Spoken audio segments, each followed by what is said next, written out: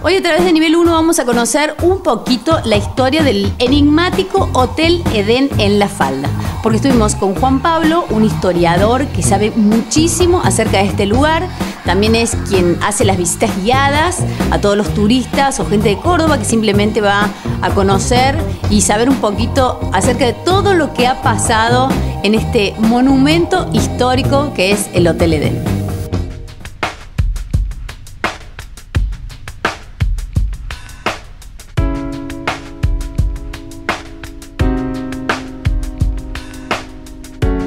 Mira, bueno, este edificio data de 1897, fue hecho por capitales alemanes aquí en lo que es la zona de Punilla.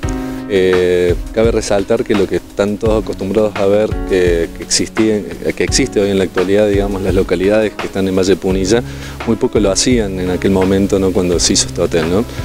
Como poblado se puede nombrar a Casa Grande, Cosquín por supuesto que ya existía, Huerta Grande serían y Casa Grande los lugares más cercanos, uno al norte y el otro al sur, de donde se eligió levantar esta estructura, digamos, del edificio, ¿no?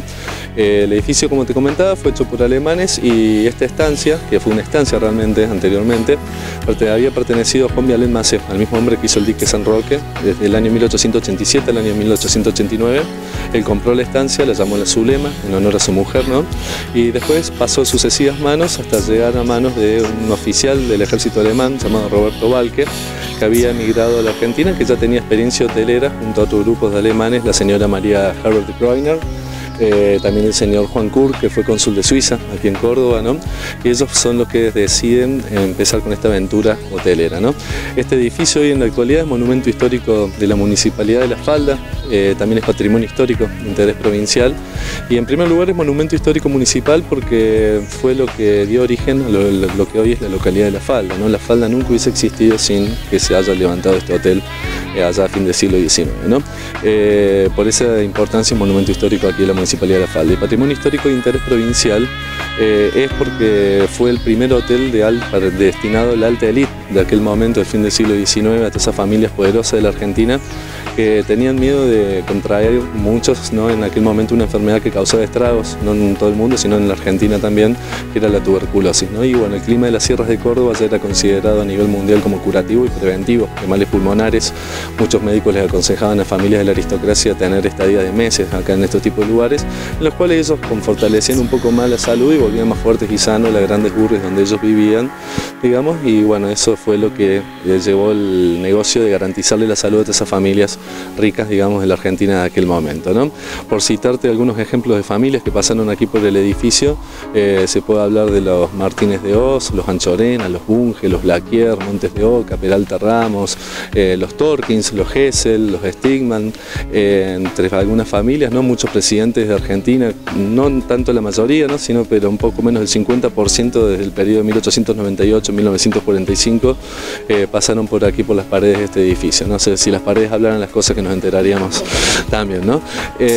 También llegó a tener prestigio internacional el edificio, muchos alemanes lo visitaron en su momento, y también pasó por aquí, se dice, ¿no?, el duque Humberto de Saboya en 1924, también se habla de la presencia del príncipe de Gales en 1925, ¿no?, cuando visitó la Argentina. Rubén Darío en 1901 dejó un poema destinado a todas las familias que vacacionaban aquí, con la ironía que lo caracterizaba a este señor en su momento, y también recibió el edificio en abril de 1925 la visita nada más y nada menos que el científico judío alemán Albert Einstein cuando visitó aquí el país, ¿no? El edificio perteneció 50 años, estuvo bajo diferentes manos alemanas. Los primeros dueños no dieron los réditos, digamos, de esa sociedad que se armó y con mucho capital que puso Ernesto Torkins, de la banca Torkins de allá de Buenos Aires. Esto fue hecho con el dinero prácticamente de esa persona, ¿no? Y bueno, se hizo una sociedad en comanditas por acciones en 1899, la cual se generaron muchas hipotecas que no podían ser cumplidas, ¿no? Y bueno, el edificio terminó arrojando para 1905 un 75% de pérdida, digamos, ¿no?, de todo el capital, y esto llevó a que hubo bastante para la época, ¿no? Y Esto llevó a que María Herbert de Kreiner, la mujer que había estado en la primera sociedad, por propuesta del propio señor Ernesto Torkins, ¿no?, al que se le adeudaba el dinero, la puso al frente del establecimiento y haciéndose cargo nomás de las hipotecas sin los intereses, ¿no?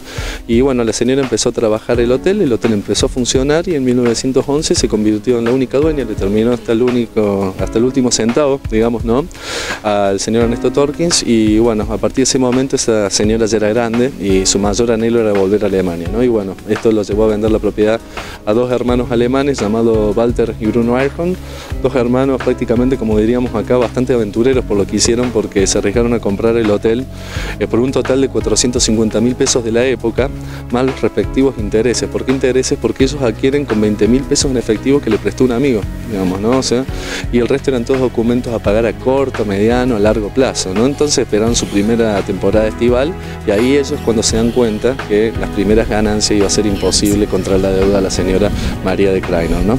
Y de esta forma, en ese momento justo, empiezan con la idea de empezar un loteo para que empezara a poder cumplir con la deuda, ¿no? Y bueno, este loteo se le pide la autorización a la señora, la propietaria, para que levante las hipotecas de la tierra, ¿no? Y la mitad de los lotes vendidos iban para la señora, ¿no?, y la mitad quedaba para los hermanos, ¿no? Y esto coincidió, digamos, con lo que fue naciendo La Falda, digamos, ¿no? A raíz de esta necesidad económica se empiezan a hacer unas residencias veraniegas para algunos alemanes, para familias muchas santafesinas, ¿no?, que querían tener su residencia veraniega aquí alrededor del edificio, y de a poco se fue conformando lo que hoy es el pueblo La Falda, ¿no? Después comienza la Primera Guerra Mundial en 1914, ¿no? Y bueno, justo se habla, ¿no?, que el periodo de mayor esplendor del edificio fue justamente la Primera Guerra, el periodo entre guerras, y la Segunda Guerra Mundial, cuando muchas familias de la aristocracia argentina en aquel momento estaban acostumbradas a vacacionar en Europa, en Francia, ¿no?, y se encontraron imposibilidades de viajar nuevamente, y por esa razón descubren aquí en este rincón de las sierras de Córdoba este lugar que tenía toda la tecnología que ellos estaban acostumbrados a ver allá en Europa, ¿no? Cuando abrió el hotel tenían energía eléctrica propia, máquinas para fabricar hielo, máquinas para elaborar cremas heladas, cámara frigorífica, cierre en la carpintería, ¿no? Y bueno, toda esa serie de novedades tecnológicas que estaban allá, como te comentaba, a la par en Europa, ¿no? Todo iba más que bien, ¿no? Y bueno, finalmente en el año 1939 ocurre, digamos, el inicio de la Segunda Guerra Mundial, y un mes y medio más tarde, digamos, prácticamente ocurre el hundimiento del acorazado alemán Admiral Graf Spee en las costas uruguayas, ¿no?, el acorazado de Bolsillo. Parte de la tripulación, 7 marineros aproximadamente, vinieron a trabajar aquí al establecimiento, y en el año 45, el 27 de marzo de ese año, Argentina se transformó en uno de los últimos países en declarar la guerra al eje, ¿no? Y de manera paralela, por el decreto, digamos, ¿no?, que se hace con la declaración de guerra al eje, tanto a Alemania como a Japón, ellos tenían la necesidad, digamos, ¿no?, por la obligación que proponían los aliados en aquel momento, de nombrar propiedad enemiga del Estado a toda empresa alemana aquí en la Argentina y japonesa, ¿no? Varias empresas fueron confiscadas y le tocó el turno al hotel también, ¿no? Y bueno, pero la confiscación no duró mucho, porque los propios japoneses que estaban aquí, que trajeron, ¿no?, porque el hotel lo utilizaron para traer de una prisión de lujo, digamos, para todo el cuerpo diplomático japonés. El propio embajador, con todo su cuerpo diplomático, estuvo aquí al edificio, y se hizo un convenio con los Eichhorn, digamos, ¿no?, y Rehrenkampf, que era justamente el administrador del edificio, para que estén 11 meses aquí de estadías pagas, digamos, ¿no?, por parte del gobierno en aquel momento, digamos, ¿no? Y finalmente ya en el año 47 se transformó en una de las primeras propiedades devueltas por el Estado, digamos, a los alemanes, y ya los Eichhorn ya decidieron no seguir con el establecimiento y lo ponen a la venta, y se cierran esos 50 años de capitales alemanes, ¿no?